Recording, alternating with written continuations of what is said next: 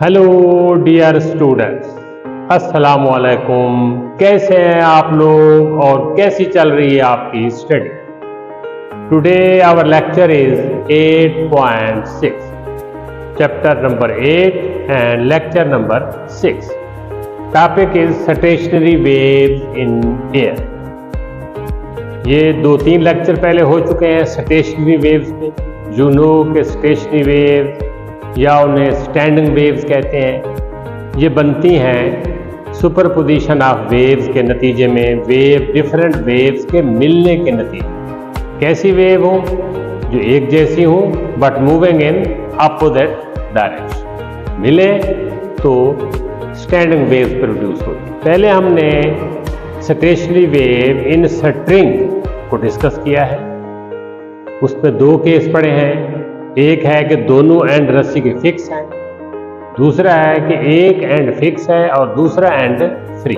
अब हमारे पास air column है, जैसे आर्गन पाइप होता है, बांसुरी वगैरह होती है, किसी पाइप के अंदर साउंड प्रोड्यूस होती है। ये हमारे पास एक पाइप है जिसकी लेंथ L है, इधर भी ओपन है और ये इधर भी ओपन। ये अगर हम कैप देखें इधर से ओपन है लेकिन इधर से ओपन नहीं है। इसको यहां से खोल दें, दैट इज ओपन पाइप। अगर एक एंड क्लोज है, एक ओपन है, that is called close pipe. तो पहला हमारा केस है when both ends are open. किसके एंड्स? पाइप के। इसे कहते हैं ओपन पाइप। ये हमारे पास एक पाइप है जिसकी लेंथ है यहां से लेके यहां तक, ये पाइप है, दोनों साइड पे ओपन है, इसके अंदर एयर है। इसमें जो साउंड प्रोड्यूस होगी, मैंने कहा शुरू में क्वांटाइजेशन ऑफ फ्रीक्वेंसीज के हम हर तरह की वेव्स प्रोड्यूस नहीं कर सके सिस्टम की कंडीशंस की वजह से। जैसे ये कंडीशन है, दोनों एंड ओपन है, यहां भी एंटी नोड आएगा, यहां भी एंटी नोड, दरमियान में नोड आएगा। ये कम से कम सिचुएशन है वेव प्रोड्यूस करने की। अब इस वेव, जहाँ जो वेव प्रोड्यूस हुई है उसकी अगर हम वेव लेंथ λ1 करें तो ये फासला λ1/2 हो जाता है। कैसे? We know the distance between 2 antinode is half wave length, distance between 2 nodes is half wave length. तो ये एंटी नोड है और ये भी एंटी नोड है, तो फासला कितना है? Half wave length. Wave length λ1 जो यहाँ वेव प्रोड्यूस हो रही है। तो देखें सिचुएशन में ये बात आपको नजर आ रही है कि लेंथ जो है पाइप की वो किसके बराबर है? λ1 is the wave length of wave and L is the length of pipe. What is the relation between length of pipe and wave length? ये समझने की बात है। What is the relation between length of the pipe and length of the wavelength? ये relation, यहां से आपको बात मजीद क्लियर हो जाती है कि यहां से यहां तक L और यहां से यहां तक λ1/2। तो length is equal to λ1/2, λ1 is equal to 2L। This is the maximum wave length in this situation.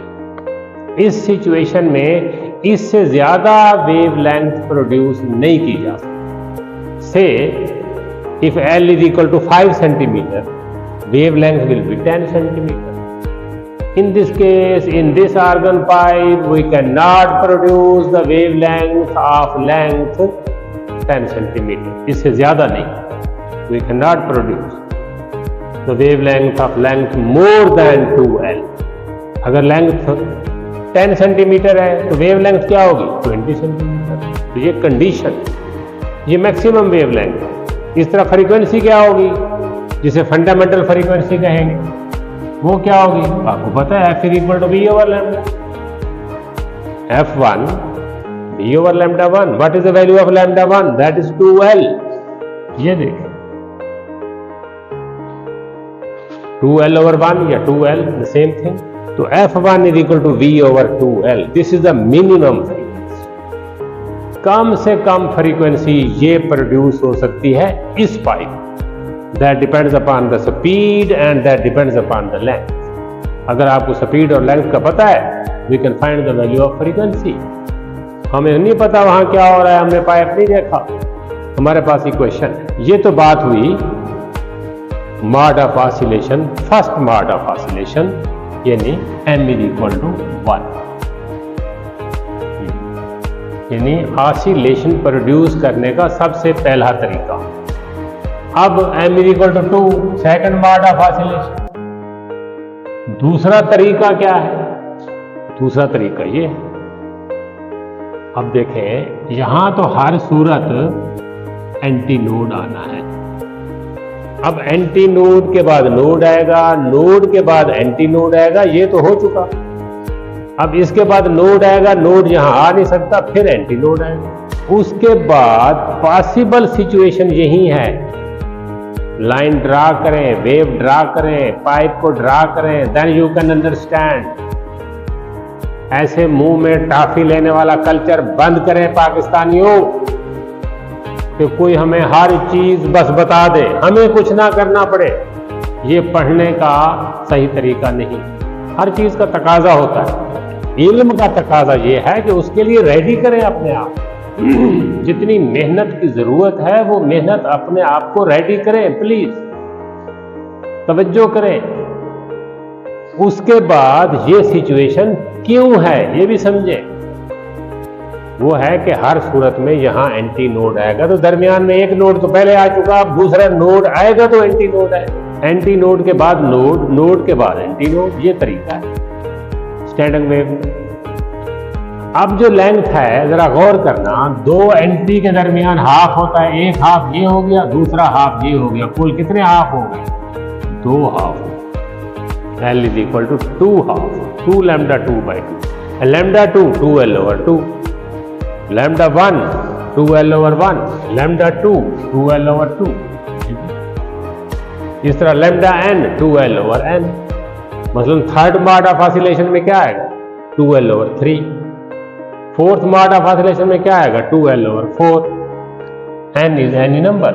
तो किसी भी मॉड ऑफ ऑसिलेशन की वेव लेंथ मालूम करने का ये फार्मूला, इतनी सादा बात। Frequency f is equal to b over lambda 2, put the value of lambda 2, 2L over 2, 2 ऊपर आ जाएगा तो 2v over 2L, b over 2L is f1, b over 2L is f1।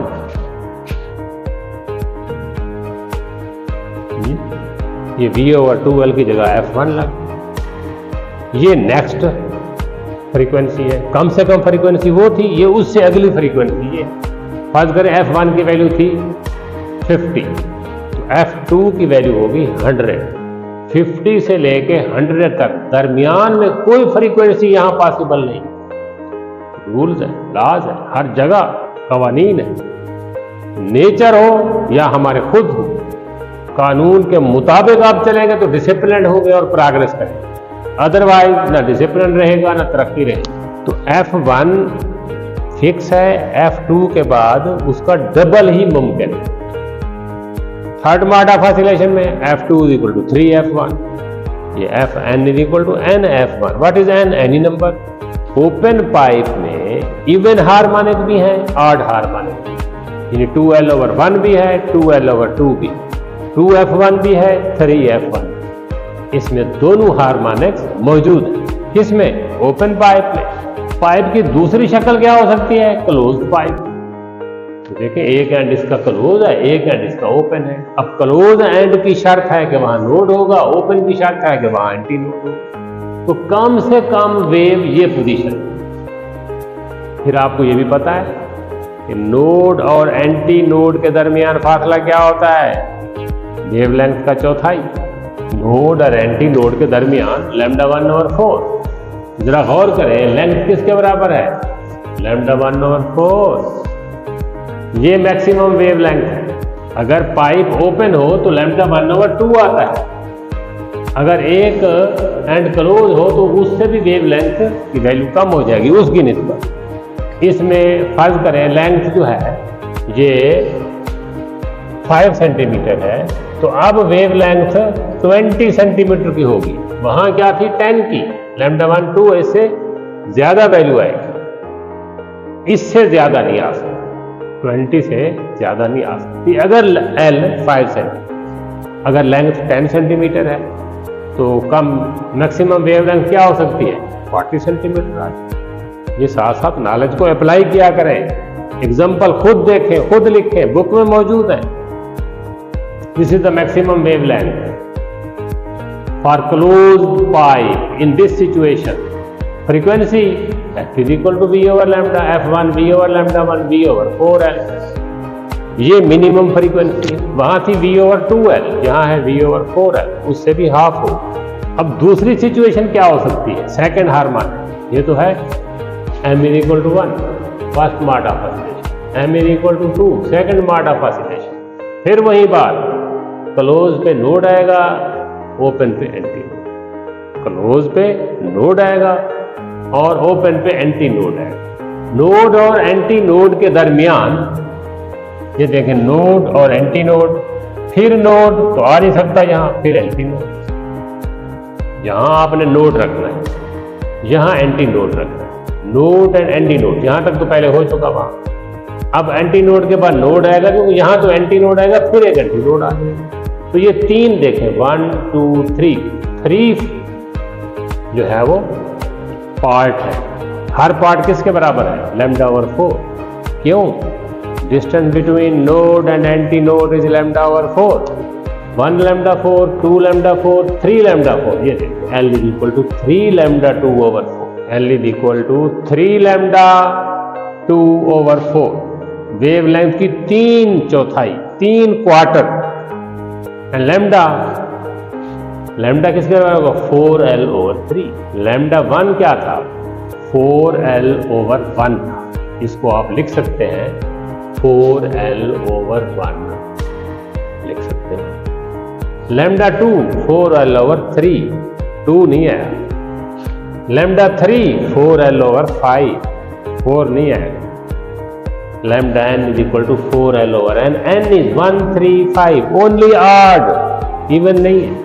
F2 V over lambda 2, lambda 2 की जगह 4L over 3, 3 ऊपर आ जाएगा, 3 V over 4। But is V over 4L, V over 4L is equal to F1, तो 3F1।